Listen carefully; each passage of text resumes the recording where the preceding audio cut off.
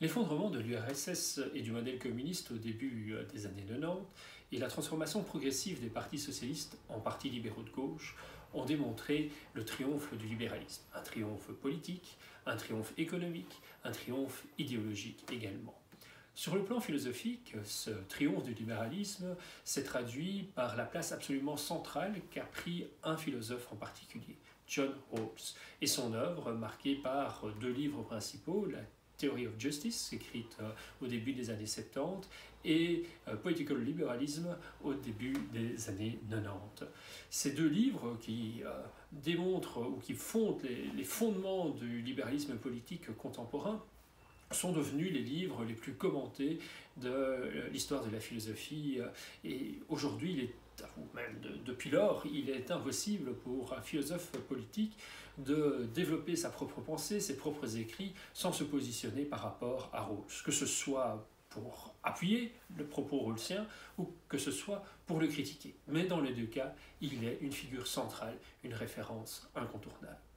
Alors, ce triomphe du libéralisme n'a effectivement pas signifié pour autant que le libéralisme était exempt de toute critique, de toute opposition, de toute objection.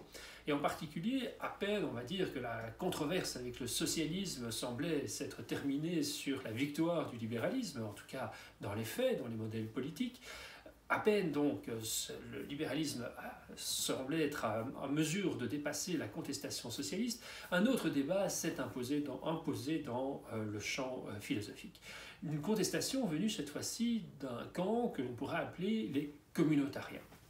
Et notamment à partir d'un livre de Michael Sandel qui s'appelle Liberalism and the Limits of Justice. Donc ce livre critique justement la possibilité de fonder une théorie politique sur le seul concept de justice comme les libéraux entendaient le faire. Ce livre a marqué donc le début d'une controverse qui désormais s'appelle la controverse entre les libéraux et les communautariens, mais derrière cette controverse il y a eu différentes facettes, différentes formes d'attaques, différentes critiques développées à l'égard du libéralisme politique.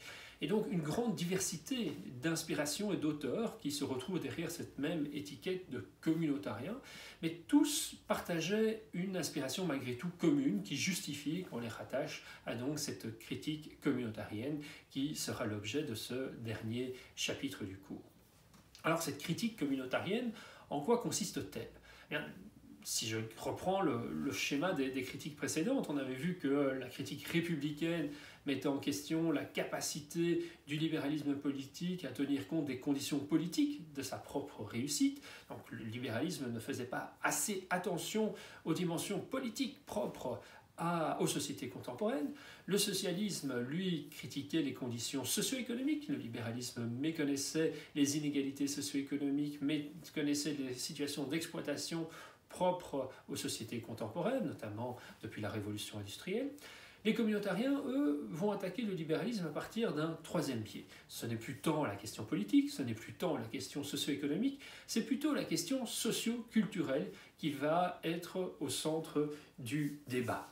Notamment les conditions nécessaires à la construction d'une identité personnelle. Comment est-ce qu'un individu peut constituer sa propre conception de lui-même, sa propre identité, et dès lors définir quelles sont ses préférences, quelles sont ses priorités, quelle sera la conception de la vie bonne qu'il entend mettre en œuvre avec les ressources que le libéralisme entend lui octroyer. Donc première dimension, donc, les communautariens vont reprocher aux libéraux de sous-estimer à quelles conditions, et des conditions qui dépendent notamment du politique, un individu est à même de construire sa propre conception de la vie bonne, mais également la question de l'identité collective, l'identité non plus d'un individu, mais d'une communauté en tant que telle, identité collective qui est indispensable, selon les communautariens, pour garantir une cohésion sociale forte au sein de la communauté. Critique qui portera en particulier envers les libéraux de gauche, puisque eux-mêmes se disent soucieux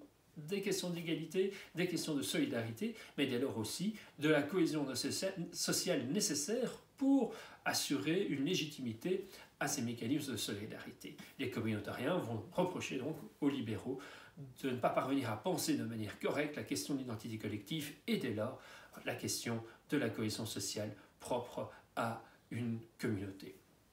Voilà, c'est cette double critique que nous allons développer dans ce 4e chapitre, qui en fait va remettre à l'avant-plan la question de la vie bonne.